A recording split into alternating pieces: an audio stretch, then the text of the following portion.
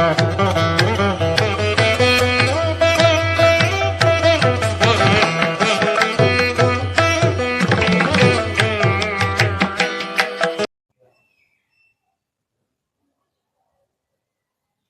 ஆன்மீகம் YouTube channel நண்பர்கள் அனைவருக்கும் வணக்கம்.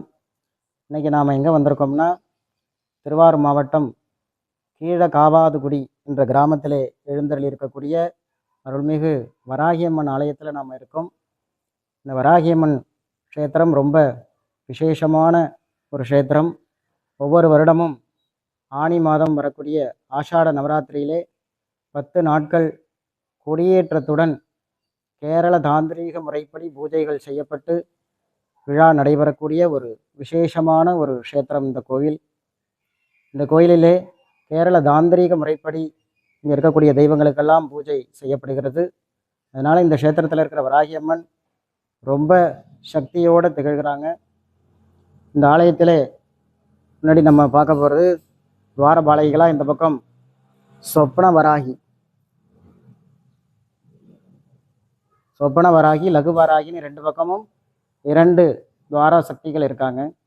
வராகியம்மனுடைய அங்க உபாங்க தேவதைகள்னு சொல்கிறவங்க, அங்க உபாங்க தேவதைகள் அப்படின்னு சொல்லப்படக்கூடியவர்கள் இந்த 2 பேரும்.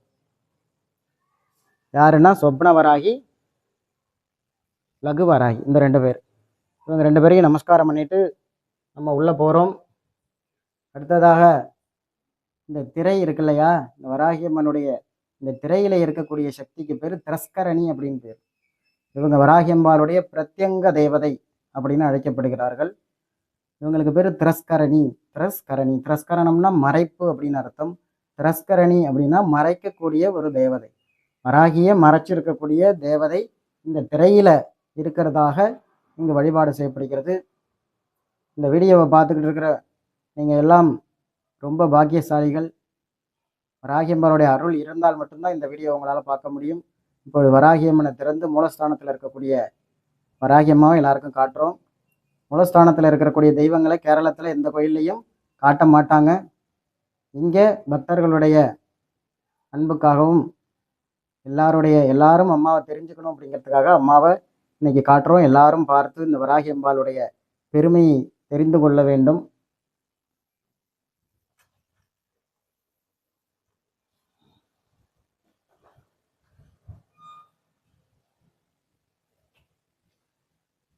இவங்க தான் மகாவராகி அப்படின்னு சொல்லக்கூடிய மகாவராகி. இந்த மகாவராகிங்கிறவங்க 8 கரங்கள் அவங்களுக்கு இருக்கும். பன்றி முகம், 8 கரங்கள் இருக்கும். நம்ம எந்த கோயிலுக்கு போனாலும் முகத்தை மட்டும்தான் பார்க்குறோமே வழியே தெய்வங்கள் கையில் என்னென்ன வச்சுருக்காங்கங்கிறத யாரும் பார்க்கறதில்ல. இதை மெயினாக எல்லாரும் பார்க்கணும். ஏன் அப்படின்னா, ஒவ்வொரு கரத்திலையும் அந்த தெய்வம் வைத்திருக்கக்கூடிய ஆயுதம் இருக்கு இல்லையா, அதுதான் அந்த தெய்வத்தினுடைய சக்தி. என்கிட்ட இந்தந்த சக்தியெல்லாம் இருக்குது அப்படின்னு அந்த தெய்வம் காட்டுறதுக்காக தான் இந்த ஒவ்வொரு ஆயுதங்களும் இருக்கிறது. இந்த ஆலயத்தில் இருக்கக்கூடியவள் மகாவராகி அப்படின்னு சொல்லக்கூடிய தெய்வம். மகா என்றால் பெரிய, இருக்கிறதுலே பெரிய அப்படிங்கிற பொருள் பெறுறதுனால இதுக்கு மகாவராகின் பேர். இந்த வராகி அம்மன் 8 கரங்கள், சங்கு, இது சக்கரம். அடுத்ததாக இந்த பக்கம் இருக்கிறது உலக்கை. இந்த கையில் இருக்கிறது உலக்கை. அடுத்ததாக இருக்கிறது கலப்பை, ஏறு உழ பயன்படுத்துகிற கலப்பை. இந்த கையில் இருக்கிறது பாசம், பாச கயிறு, ஒரு கயிறு இருக்கும் இல்லையா, பாசம். அந்த கையில் இருக்கிறது அங்குஷம் சொல்கிறது. இது அபயஹஸ்தம், இது வரதஹஸ்தம். இந்த கைக்கு பேர் வரதஹஸ்தம்னு பேர். இங்கே கீழே இருக்கிறவங்க தாந்திரீக முறைப்படி, கேரள தாந்திரீக முறைப்படி பரசுராம சூத்திர கல்பத்திலே சொல்லப்பட்டுள்ள வராகியம்மனுடைய வடிவம். இவங்க கையில் பார்த்தீங்கன்னா சங்கு, இது சக்கரம்.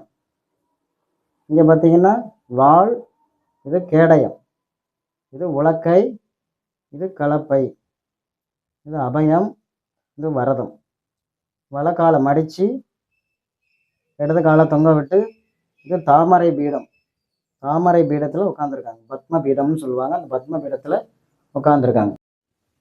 இப்போ இந்த புகைப்படத்தில் நீங்கள் க்ளீனாக பார்க்கலாம். அம்பாளுடைய ஆயுதங்கள், அம்மா வராகி அம்மா கையில் என்னென்ன வச்சுருப்பா அப்படிங்கிறது நம்ம இந்த படத்தில் பார்த்தோன்னா நல்லா தெரியும். இது சங்கு, சக்கரம், உலக்கை, இது கலப்பை, இது பாசங்கிற கயிறு, பாசக்கயிறு, இது அங்குஷம். இது 8 கரங்களுடைய அபயம் வரதம் வைத்துக்கொண்டு பன்றி முகத்தோட தலையில் சந்திர கலை இருக்கும். 8 கரங்களோடு இருக்கக்கூடியவள். இதுதான் தண்டநாத மகாவராகி அப்படின்னு பேர். தண்டநாதா அப்படின்னு இவளுக்கு பேர் உண்டு. ஸ்ரீசக்கரத்தில் லலிதா பரமேஸ்வரிக்கு சேனாதிபதியாக ஒரு பக்கம் ராஜசியாமலாவும் ஒரு பக்கம் இந்த தண்டநாதாவும் இருப்பாங்க. இந்த வராகி அம்மனை என்னைக்கு வழிபடலாம் அப்படின்னா, மாதந்தோறும் 2 பஞ்சமிகள் வரும். அமாவாசையிலிருந்து 5வது நாள் வளர்பிறை பஞ்சமின்னு பேர். அதுபோல் பௌர்ணமியிலேருந்து 5வது நாள் தேய்பிறை பஞ்சமின்னு பேர். இந்த வளர்பிறை பஞ்சமி, தேய்பிறை பஞ்சமி இந்த 2 நாட்களிலும் வராகி அம்மனை வழிபடுவதற்கு மிகச்சிறந்த நாட்கள். இது இல்லாமல் அஷ்டமி, பௌர்ணமி, அமாவாசையிலும் வழிபடலாம். இந்த பஞ்சமிங்கிறது இவளுக்கு மிக உயர்ந்த ஒரு நாளாக சொல்லப்பட்டிருக்கிறது. இந்த பஞ்சமி தினத்திலே வராகி அம்மன் ஆலயத்திற்கு சென்று புஷ்பாஞ்சலி செய்து வழிபாடுகள் நாம் செய்யும்போது நாம் நினைத்த காரியங்கள் கட்டாயம் நிறைவேறும். வராகி அம்மனுக்கு பிடித்தமான பழம் மாதுளம்பழம் என்று சொல்லப்பட்டிருக்கிறது. இதுபோல் அம்பாளுக்குரிய நைவேத்தியங்கள், கிழங்கு வகைகள், பூமிக்கு அடியிலே விளையக்கூடிய கிழங்கு வகைகள் அனைத்தும் நைவேத்தியம் செய்ய உகந்ததாக சொல்லப்பட்டிருக்கிறது. வராகி அம்மனுக்கு தேங்காய் விளக்கு ஏற்றி வழிபடும் பொழுது பஞ்சமி தோறும் 9 பஞ்சமியோ அல்லது உங்களுக்கு பலன் நடக்கும் வரை, தேவையான பலன் கிடைக்கும் வரை நீங்கள் தேங்காயை உடைத்து அதில் நெய் ஊற்றி, நெய் அல்லது நெய்யில் நல்லெண்ணெய் ஊற்றி தான் தீபம் ஏற்றணும். நெய் அல்லது நல்லெண்ணெய் ஊற்றி விளக்கேற்றி தொடர்ந்து வழிபாடு செஞ்சுக்கிட்டு வரும்பொழுது நம்முடைய காரியங்கள், நாம் உத்தேசித்த காரியங்கள் வெகு விரைவில் நடக்கும் என்பது உண்மை. அதுபோல் இந்த கோயிலிலே எல்லோருக்கும் வேண்டிய காரியங்கள் தொடர்ந்து நடந்து கொண்டிருக்கிறது. நிறைய பக்தர்கள் இங்கு பஞ்சமி தோறும் வந்து கொண்டிருக்கிறார்கள்.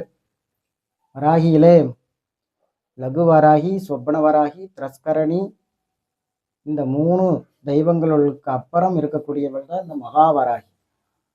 அதனால் இந்த மகாவராகி எல்லா க்ஷேத்திரத்துலையும் பழங்கால கோயில்களில் இருக்க மாட்டாங்க. ஏன் இருக்க மாட்டாங்க அப்படின்னா, இந்த மகாவராகி என்பவள் ஸ்ரீவித்யா உபாசனையில் உள்ள ஒரு தெய்வம். ஸ்ரீவித்யா என்று சொல்லக்கூடிய சக்தி வழிபாட்டில் அம்பாளுக்கு சேனாதிபதியாக வழிபடக்கூடிய ஒரு தெய்வம்ங்கிறதுனால இதுக்கு தனி கோயில்கள் நிறைய இருக்காது, அதிகமாக பார்க்க முடியாது. அப்படியே பார்த்தாலும் லகு வராகின்னு சொல்கிறோம் இல்லையா, அந்த லகு வராகிக்கோ அல்லது தாந்திரிகத்தில் உள்ள வேறு சில வராகி ரூபங்களுக்கு காசி, நேபாளம் போன்ற வடநாட்டிலெல்லாம் கோயில்கள் இருக்குது. ஆனால் இந்த மகாவராகி உபாசனையாக வீடுகளிலே வழிபடக்கூடிய ஒரு தெய்வம். அதனால தான் இதுக்கு தனி கோயில்கள் எங்கும் இருக்காது. இந்த க்ஷேத்திரத்திலே அன்னை ராஜராஜேஸ்வரியாக துர்க்கை அம்மன் இருக்காங்க.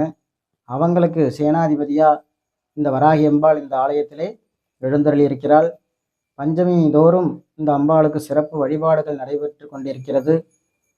தேய்பிறை பஞ்சமியில் நாம் வழிபடும் பொழுது எதிரி தொல்லைகள், கண் திருஷ்டி, வில்லி சூன்யம், பேய் பிசாசு போன்ற தொல்லைகள் எல்லாம் நீங்கும். வளர்பிறை பஞ்சமியிலே வழிபடும் பொழுது திருமணம், குழந்தை பாக்கியம், செல்வம் முதலிய சுப காரியங்கள் எல்லாம் நிறைவேறும் என்று சாஸ்திரத்தில் சொல்லப்பட்டிருக்கிறது. இந்த வீடியோவை கண்ட அனைத்து நல்ல உள்ளங்களுக்கும் அன்னை ஸ்ரீ மகாவராகியின் அருளால் நோய் இல்லாமல் ஆரோக்கியத்துடன் பல்லாண்டு காலம் சகல செல்வங்களும் பெற்று வாழ வேண்டுமென்று அன்னையின் திருவடியில் பிரார்த்தனை செய்து கொள்கிறேன். நன்றி, வணக்கம்.